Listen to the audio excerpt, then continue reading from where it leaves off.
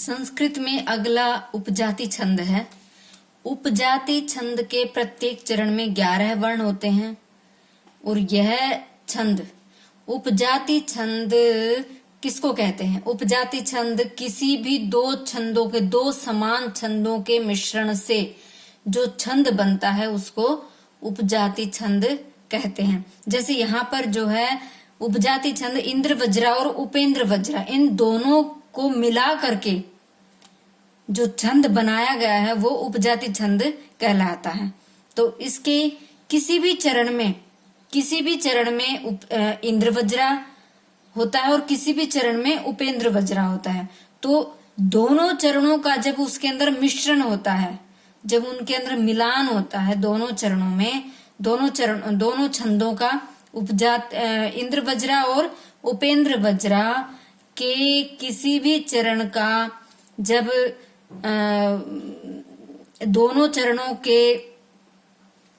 की कोई भी पंक्ति, कोई भी चरण जब उसके अंदर दिया जाता है तो उसको उपजाति छंद कहते हैं। अर्थात दोनों छंदों को मिला करके जो छंद बनता है तो उसको उपजाति छंद कहते हैं। तो उपजाति छंद जैसे यहाँ पर तो इंद्र वज्रा और उपेंद्र वज्रा को दिया गया है, लेकिन कहीं पर वंशस्थ और इंद्रवंशा छंद को मिला करके भी एक छंद बनाया गया है, उसको भी उपजाति छंद ही कहते हैं। जब समान मात्राओं वाले, समान गणों वाले दो छंदों का जब मिलान किया जाता है तो उसको उपजाति छंद कहते हैं। तो यहाँ पर इंद्र वज्रा और उपेंद्र वज्रा दोनों के गण समान होते हैं, थोड़ा सा अंतर होता है, मामूली सा। तो इसलिए उन दोनों को मिला करके जब यहाँ पे छंद बनाया गया है तो वो उपजाति छंद कहलाया गया है। तो उपजाति छंद का लक्षण देखते हैं पहले।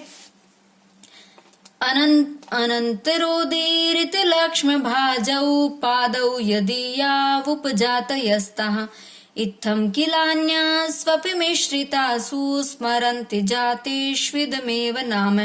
अब इसके अंदर ही बताया गया है कि जब उनके अंदर जब दो छंदों को जब मिलाया जाता है, उनको मिश्रित किया जाता है तो उसका नाम उपजाति छंद होता है। वो कोई भी दो छंद हो सकते हैं जो समान चरण जिसमें होते हैं, तो उसमें थोड़ा सा अंतर होने के कारण उसको मिला दिया जाता है, तो इसलिए उसको उपजाति छंद कहते हैं। तो अब जैसे हमने इसके लक्षण को गाया था वैसे ही हम इसके उदाहरण को गाते हैं। येषां न विद्या न तपो न दानं ज्ञानं न शीलं न गुणो न धर्मः ते मर्त्यलोके भुवि भारभूताः मनुष्य रूपेण मृगाश्चरन्ति। तो जैसे हमने इसके लक्षण को गाया वैसे ही इसका उदाहरण गाया गया है। तो अब हम देखते हैं कि इसमें 11 वर्ण है या नहीं है। 11 वर्ण बताए हैं कि प्रत्येक चरण में 11 वर्ण होंगे। तो देखते हैं इसके पहले लक्षण में देखते हैं 1 2 3 4 5 6 7 8 9 10 11। दूसरे में 1 2 3 4 5 6 7 8 9 10 11। तीसरे में 1 2 3 4 5 6 7 8 9 10 11। चौथे में 1 2 3 4 5 6 7 8 9 10 11।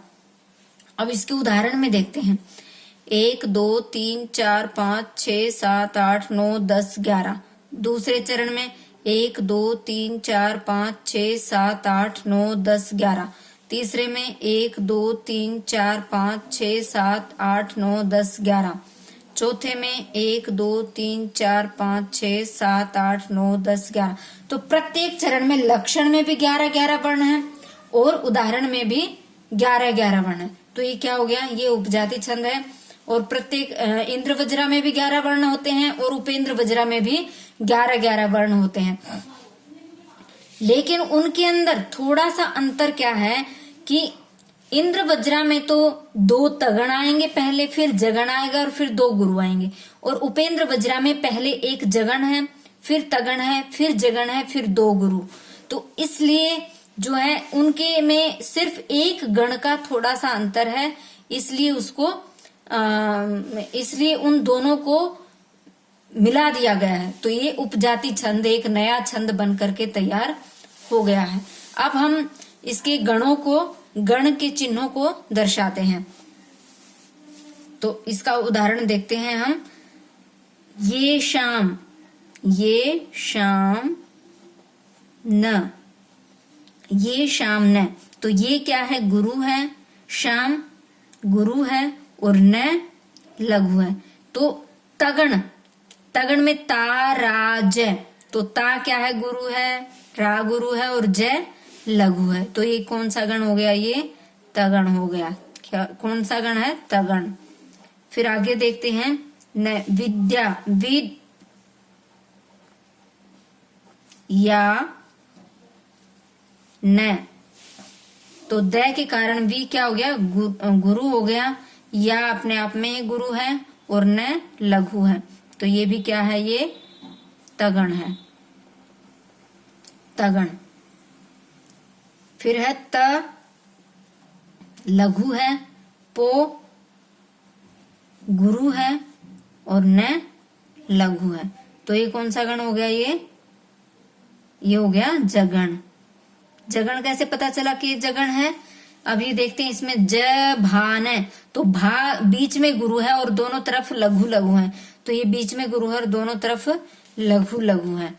तो फिर अंतिम क्या है? न तक हो गया। दा गुरु है, गुरु और नम, इस अनुस्वार के कारण ये भी गुरु हो गया। तो ये किसकी पंक्ति है? ये इंद्र वज्रा छंद की पंक्ति है। इंद्र वज्रा में क्या था?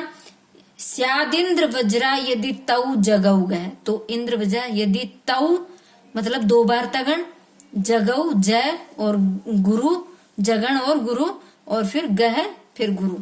तो फिर अगली पंक्ति में देखते हैं, ज्ञानम न शीलम न गुणो न धर्म है। ज्ञानम ज आधा है, या गुरु है, नम अनुस्वार के कारण ये गुरु हो गया, न लघु है, तो ये भी क्या है? ये तगण है, तगण। जानम न शीलम, न शीलम, शी दीर्घ इकार की मात्रा है तो ये गुरु हो गया, लम अनुस्वार के कारण ये गुरु हो गया, न ये लघु हो गया, तो ये क्या हो गया? ये भी एक तगण हो गया, तगण।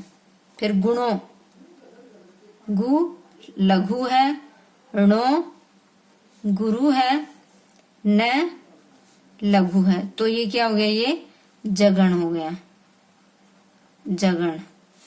फिर ध धर, ये र जो है ऊपर वो आधा र है, तो ये र इसके साथ आ जाएगा तो ये गुरु हो जाएगा, गुरु, और मह विसर्ग के कारण ये गुरु हो गया, गुरु।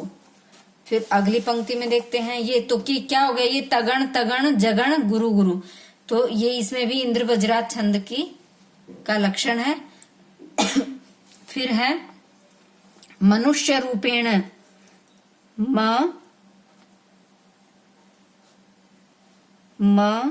नहीं, ते मर्त्य लोके, ते गुरु है,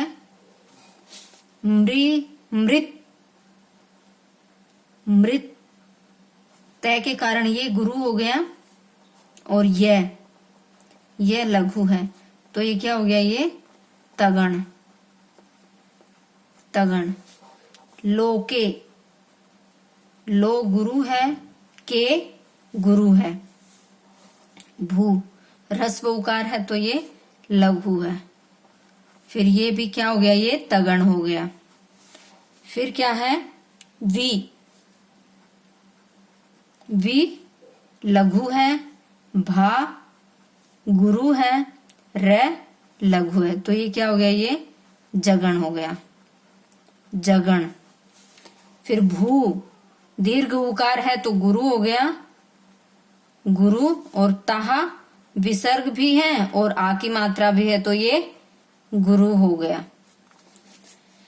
फिर अगली पंक्ति में देखते हैं अगले चरण में, तो ये क्या हो गया, तगण तगण जगण और दो गुरु, तो ये क्या हो गया, इंद्र वज्रा छंद है इसके अंदर भी, इस पंक्ति में भी। अब अंतिम पंक्ति और देखते हैं, म लघु है, नु नुष, अब आधा श है तो ये रस्व उकार था तो ये गुरु हो गया आधे श के कारण, और यह लघु है तो ये क्या हो गया, पहले लघु फिर गुरु फिर लघु, तो ये जगण का दिखाई दे रहा है कि जय भान है, तो जय भान है तो जय पहले लघु है फिर बीच में गुरु है फिर लघु है, तो इसमें भी ऐसे ही है, तो ये जगण हो गया। इन तीनों में पहले पहले तगण है और इसमें जगण है, तो इसका मतलब क्या हो गया कि इसमें परिवर्तन शुरू में ही दिखाई दे गया है। फिर क्या है, रू गुरु है, पे गुरु है, ण लघु है, तो ये क्या हो गया, ये तगण हो गया, तगण। फिर क्या है, मृ मृ मृ क्या है, लघु है क्योंकि री लघु के अंदर आता है, और गाश गाश आ की मात्रा है और श भी आ गया है तो ये गुरु हो गया है, च लघु है तो ये क्या हो गया है, ये जगण हो गया, जगण। फिर रन, फिर क्या है, रन गुरु है, गुरु और ती लघु है, लेकिन अंतिम वर्ण है इसलिए हम इसको आवश्यकता पड़ने पर इसको हम गुरु मान लेते हैं, तो ये भी क्या हो गया, गुरु हो गया। तो अब इसके प्रत्येक चरण में 4 चरण हैं, अब 3 चरणों में तो इंद्र वज्रा छंद है और अंतिम जो चरण है उसके अंदर उपेंद्र वज्रा छंद है, तो इसमें क्या हो गया, फिर ये उपजाति छंद हो गया इस श्लोक में। इसमें क्योंकि यहाँ पर जो है 2 छंदों का मिश्रण है, 2 छंदों का मिश्रण होने के कारण इसको उपजाति छंद कहते हैं। और अंतिम जो चरण है उसमें अंतिम वर्ण लघु है, लेकिन आवश्यकता पड़ने पर हमने उसको गुरु मान लिया है, तो ये इसका पूरा लक्षण सही आया है इसके अंदर। तो ये क्या हो गया, इंद्र वज्रा और उपेंद्र वज्रा को मिलाकर के उपजाति छंद बन गया है। तो अब हम अगला छंद और करते हैं, मालिनी छंद। तो मालिनी छंद देखते हैं कि मालिनी छंद क्या था, एक समवृत्त छंद है, अर्थात इसके चारों चरण क्या हैं, समान है, तो इसलिए इसको मालिनी छंद कहते हैं कि जिसके चारों चरण समान होते हैं उसको समवृत्त छंद कहते हैं। और इसके प्रत्येक चरण में 15 वर्ण होते हैं, प्रत्येक चरण में कितने वर्ण होते हैं, 15 वर्ण होते हैं। तो 15 वर्ण जिस छंद में होंगे उसमें मालिनी छंद होगा। तो हम पहले इसके लक्षण और उदाहरण को देखते हैं। पहले हम गा करके देखेंगे कि जैसे हमने लक्षण को गाया है वैसे ही उदाहरण गाया जा रहा है या नहीं गाया जा रहा है। यदि नहीं गाया जाएगा तो उदाहरण इसका सही नहीं होगा, और यदि सही गाया जाएगा तो फिर ये उदाहरण इसी का होगा। तो जैसे हम पहले लक्षण को गाते हैं, ननमययुतेयं मालिनी भोगी लोकहि, तो ये इसका लक्षण था। अब इसका उदाहरण देखते हैं, सरसिजमनुविद्धं शैवलेनापि रम्यं मलिनमपि हिमांशोर्लक्ष्मीं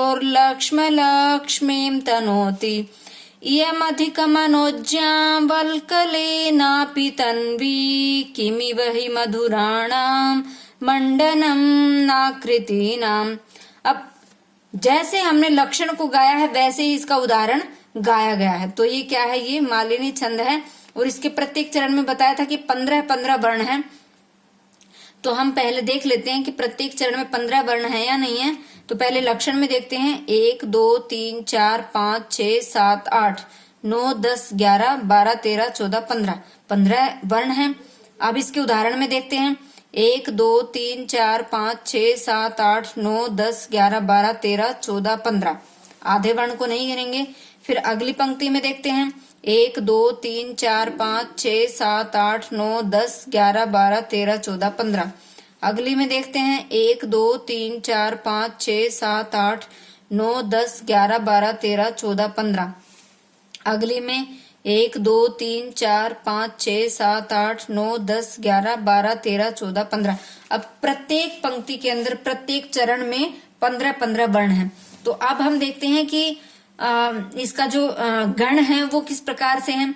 न न म य युतेयम, अर्थात नगण नगण, 2 बार नगण, मगण और 2 बार यगण, इनको युतेयम मिला करके मालिनी छंद बनता है, जिसमें भोगी भोग 8 होते हैं और लोक 7 होते हैं। तो 8 और 7 वर्णों पर यति होती है। ये 8 होते हैं भोग 8 होते हैं और लोक 7 होते हैं।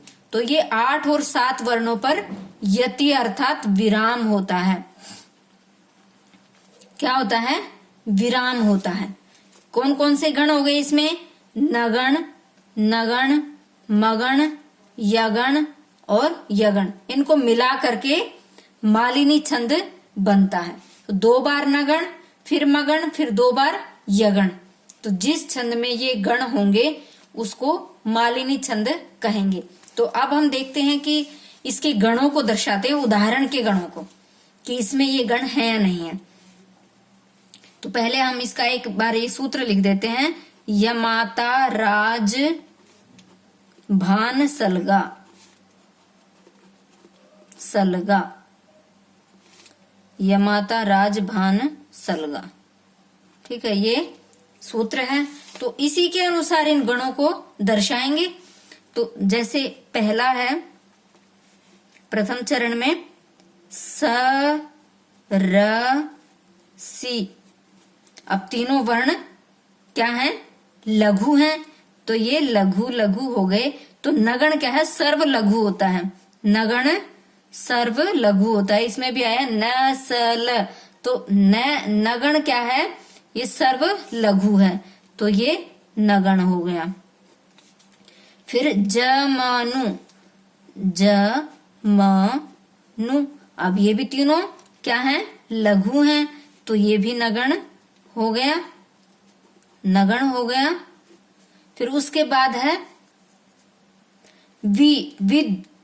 अब ये ध है। तो ध के अंदर आधा द है और फिर पूरा ध है। वी के साथ द आ जाएगा तो ये गुरु हो गया। और धम, ध के ऊपर अनुस्वार है तो ये भी गुरु हो गया। और शई, शई, तो ये भी गुरु हो गया। तो ये क्या था? अगला मगण था। मातारा, तो मातारा में ये सर्व गुरु हो गया। तो ये तीनों गुरु हो गए। ये सर्व गुरु मगण होता है। मगण सर्व गुरु होता है। फिर व लघु है, ले गुरु है और ना भी गुरु है। तो ये क्या हो गया? ये हो गया अगला यगण। तो यगण में क्या था? य माता, य लघु है, माँ गुरु है, ता भी गुरु है। तो इसमें आदि लघु हो गया और ये दोनों गुरु हो गए। तो ये क्या हो गया? ये यगण हो गया, यगण। पी, पी लघु है, रम, रम मैं आधा मैं है तो ये गुरु हो गया। और यम, यम ये भी गुरु हो गया। तो ये भी क्या हो गया? ये यगण हो गया, यगण। फिर अगली पंक्ति में देखते हैं। अगली पंक्ति है मलिन। म लघु, ली लघु, न लघु। तो ये नगण हो गया। मलिन, म पी, म लघु, पी लघु, ही लघु। तो ये भी नगण, नगण। ही मांस, मांश, ऊपर अनुस्वार है तो ये गुरु हो गया, वैसे भी माँ वैसे भी गुरु है। और शो, ये भी गुरु है। शोर, लक्ष्य, लक्ष्य, तो ये भी गुरु आधे वर्ण के कारण, तो ये क्या हो गया, सर्व गुरु मगण होता है। लक्ष्म, लघु, फिर लक्ष्य, ये गुरु हो गया। और मीम, मीम, ये भी गुरु हो गया, तो ये क्या हो गया, ये यगण हो गया, यगण। त लघु है, नो गुरु है, ती लघु है, लेकिन अंतिम वर्ण होने के कारण इसको हमने आवश्यकता पड़ने पर, क्योंकि यगण में अंत में भी गुरु ही होता है, तो इसको आवश्यकता पड़ने पर हमने इसको गुरु मान लिया है। तो ये क्या हो गया, ये भी यगण हो गया, यगण। फिर अगली पंक्ति में देखते हैं। अगली पंक्ति है, अगला चरण, इय, ई लघु है, य लघु है, मैं लघु है, तो ये क्या हो गया, ये नगण हो गया। धी ह्रस्व इकार है तो ये लघु है, क लघु है, मैं लघु है, तो ये भी नगण हो गया। नो गुरु है, ज्या या गुरु है, वल, इस आधे लय के कारण ये भी गुरु हो गया, तो ये सर्व गुरु क्या होता है, मगण होता है। फिर क लघु है, ले गुरु है, ना गुरु है, तो ये क्या हो गया, ये यगण। फिर पी लघु, तन न के कारण ये गुरु, और वी दीर्घ इकार है तो ये भी गुरु हो गया, तो ये क्या हो गया, यगण। फिर अगली पंक्ति में देखते हैं, किमिव ही मधुराणाम, की लघु है, मी लघु है, व लघु है, तो ये क्या हो गया, सर्व लघु नगण होता है। फिर ही लघु, म लघु, धु लघु, तो ये सर्व लघु नगण होता है। फिर रा गुरु, नाम गुरु, मण ण के कारण मैं गुरु हो गया, तो सर्व गुरु मगण होता है, मगण। फिर ड लघु, नम अनुस्वार के कारण ये गुरु हो गया, और ना गुरु, तो ये क्या हो गया, यगण, यगण। फिर क्री री लघु होता है, ती गुरु होता है, और नाम गुरु, तो ये भी क्या हो गया, यगण हो गया।